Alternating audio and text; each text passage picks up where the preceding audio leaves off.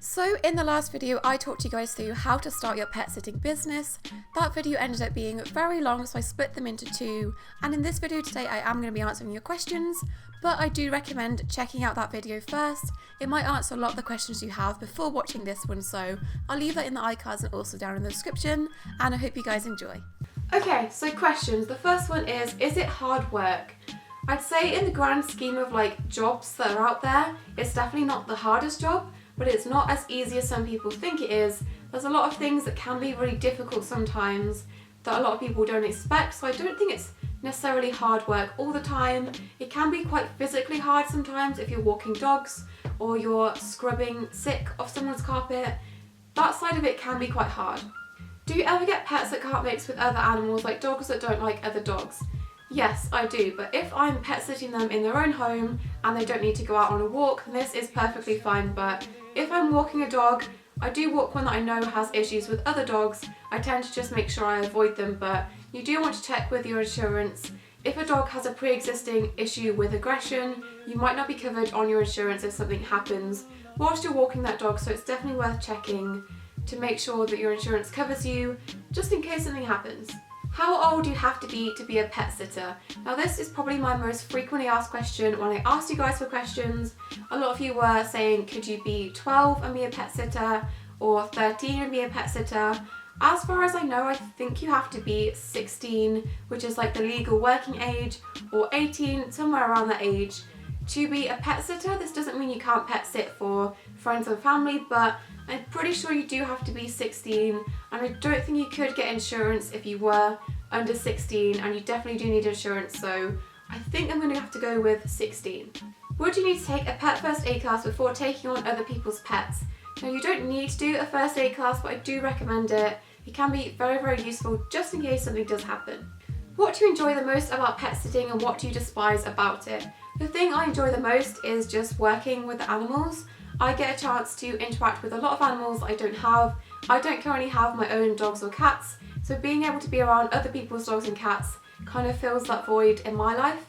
The thing I despise most about it is some owners. Now, no tea, no shade, but I've had to deal with a few very difficult people that decide they're not going to pay me, which is so incredibly wrong, and having to deal with these people is the thing I despise the most about it. Also, the thing I despise is people messaging me at 3 AM asking me to feed their cat the next morning, and I don't have the key, I haven't scheduled them in, and they've probably already left town and they're just expecting me to somehow magically go in and feed their cat, and sometimes I'm not even in the area, and then it makes me feel bad that that cat is going to go hungry and I feel like I can't say no. So people not being organised and getting pet care for the animals is also something that I really despise about this job. What is the weirdest animal you've looked after? Now, I wish I had a really good answer to this, but a lot of people don't book in exotic pets. I would love to look after a range of different animals, and I do offer that service, but the weirdest, well, not necessarily the weirdest, but the most exotic thing I've looked after thus far is a bearded dragon. What questions should you ask about the pet? So obviously you're going to want to ask about their care routine in general, but you also want to ask if they have any behaviour issues, particularly towards strangers. Pets can be very different with the owners there compared to when you're having to care for them when the owners are gone. They can suddenly change in their behaviour, so ask them how they are with strangers and if they have any behaviour issues in general. We also want to make sure you know of any health issues, even if they're not currently ongoing, just in case these crop up whilst the owners are away, and you need to look out for these things. So those are a few things you should ask for when you meet the owner and the pet for the first time. Have you encountered aggressive pets? Yes, I have. I've dealt with slightly aggressive dogs in the past who have bitten every single person that's cared for them before. I've not been bitten though, which is really good, but I've dealt with these dogs and I knew that they were aggressive before I cared for them, which is good, so I could prepare, but I just ignored them when I went in the house and dropped treats for them, and eventually they did calm down and they weren't aggressive towards me, which is a good thing, but I've definitely dealt with some dogs that aren't too happy that you're in their house. Are there any animals you won't pet sit? So in terms of species, there's not too many things that I would say no to, unless I really didn't know too much about their care. I feel quite confident with most small animals and some exotics, so I wouldn't turn down too much unless I really didn't know anything about their care, and then I would just recommend them to someone else. And other than that, if they have very serious behavioural issues that I think needs to work with a behaviourist, and is too much for me to handle and puts my safety at risk, then I wouldn't work with those pets either. How many pets would you have to watch to make a living? A lot more than I'm watching now, I'll tell you that. Pet sitting itself isn't the most lucrative job. I do recommend doing it alongside dog walking. Dog walking is where the money is at if you can get your dog walking clients. Having daily dog walks is a lot more sustainable than having pet sitting because people only go on holiday once a year or only a few weekends, so having dog walking is definitely more sustainable than pet sitting, and you need quite a few pet sits a day to actually make a living from it. Do you ever miss the pets you sit or form a bond with them? Yes. Some pets more than others. I know you're not supposed to have favourites, but some animals I'll come in, I really appreciate them, I do love them, but once the job is done I don't think about them too much compared to some of the other ones I pet sit. I do have some that I formed a really close bond with and spent a lot of time with, so when there's that period of them not needing me to care for them, I do really miss them. I do have a few cat clients that if I'm walking around on the streets and the cats see me, they recognise me now and will come running up to me, so that's really cute, and I do really miss them on a daily basis because I love them a lot. Are there any pets or breeds you refuse to sit, and what is the worst behaved pet? There's no breeds. I treat all breeds equally and I wouldn't turn one down based on their breed, but pets in general, if they do have very serious behavioural issues, they could just be a risk to me in general, I will turn those down and recommend that they take them to a trainer or a behaviourist before looking to get them a pet sitter or a dog walker, because I don't want to put myself in a situation that's not going to be good for me or for animals. And worst behaved pet, in general, most people's dogs are just a lot. I've had dogs rip my clothes off me, I've had dogs bite me just for being excitable, so definitely the worst behaved pet is a lot of dogs that I have to deal with. What is your weirdest experience when pet sitting? So this probably isn't that weird, but I'll have a few customers where they won't tell me that someone else has access to the house, which generally I do like to know because it's a safety concern for me, but sometimes I'll go into the house to just care for the pets and do my daily routine and something will be missing. I've gone into, I won't say specifically, but I've gone in to feed something before and I found like a poo bag in with their food, and that was really, really strange to me. I didn't really understand until I found out that it was a family member that had gone in and was also interacting with the animals. So the weirdest things to me is when other people are in the house and I don't know and things go missing or move and I think I'm going crazy, but I'm not. It's just other people interfering and doing things in the house. What is your favourite type of pet to pet sit? Now I would say like rats and stuff. I've not had any rats or anything to pet sit, so I'd definitely say cats are my favourite. Compared to dogs, they are definitely a lot easier and I do really enjoy spending my time with them. What are your agreements with owners around medical care? A friend of mine had to put an animal down in her care.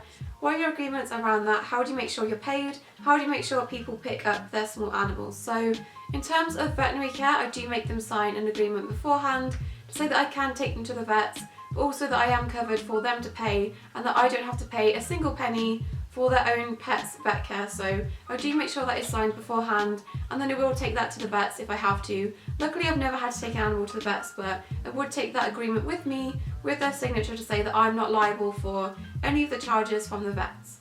How do you pet sit shy pets that won't let you handle them even if they need to be, or even if they won't let you feed them? So I do get a lot of shy cats that don't like me being around them. They just aren't good with strangers, so I respect that. I don't go in their space. I don't try to handle them or touch them if they don't want me to, and I just go around and do everything else like feeding and cleaning them. If I did need to handle them for any reason, then I just have to do it if I had to give them medication or something. But generally I don't have to handle a lot of these animals, and I just leave them to it if they don't want me to touch them or anything.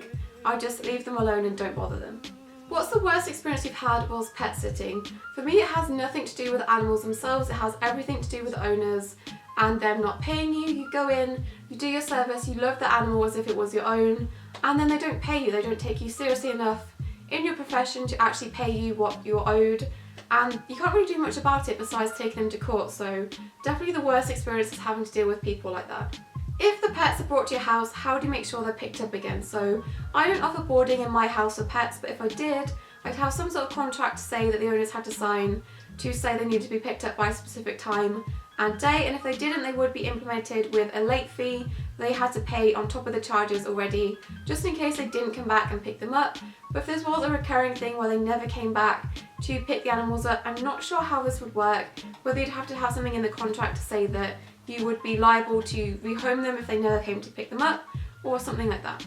What do you do when a pet gets sick when you care for them? So if it's nothing too serious, like I have a few cats that will throw up and I'll find they're sick, and I'll tell the owner straight away, just in case it does develop into something more serious. I will let them know and be responsible by letting them know. But if it's something much more serious, then obviously I will contact the owners, contact the emergency contact, and if these can't get to the animals or if they don't reply, then I will have to take them to the vets myself. This is what the veterinary release form is for, and you will have to take them to your closest vet or the vets that they're registered with.